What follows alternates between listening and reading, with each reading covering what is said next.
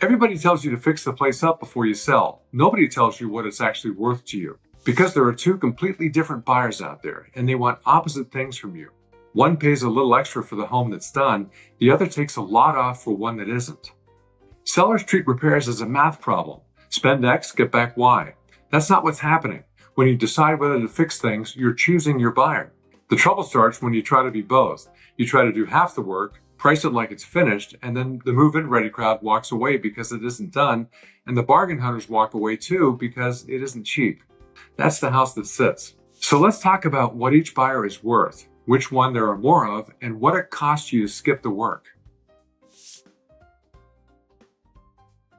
This isn't a theory. Zillow analyzed more than 2 million homes listed in 2025 against more than 600 phrases people use in their listing descriptions, then compared what each home actually sold for against what it should have sold for.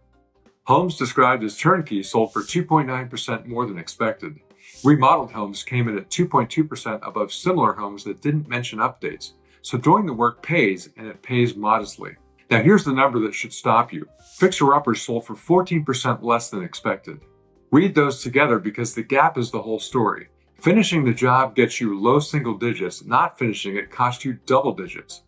Your downside is roughly 6 times your upside. That's not a coin flip with a small edge, that's a lopsided bet, and most sellers have never seen it laid out that way. Both buyers exist, there are a lot more of one than the other.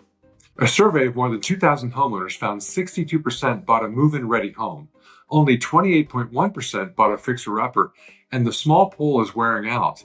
Given the choice again, 88% of fixer-upper owners say they'd do something differently, and better than 1 in 5 say they'd skip the fixer-upper entirely. Zillow senior economist Kara Ng named the reason. When affordability is tight, the last thing buyers want is another expensive project waiting for them. A finished house gets financed over 30 years. Your project doesn't. They have to write a check for it next month on top of everything else they just paid. So as is still a real option. It just puts you in front of the smaller, thinner crowd, and now you know what that crowd charges.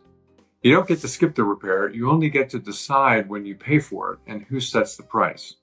Skip it before you list and it shows up on the inspection report, and now you're discussing it with somebody who has your house under contract and knows you want to close.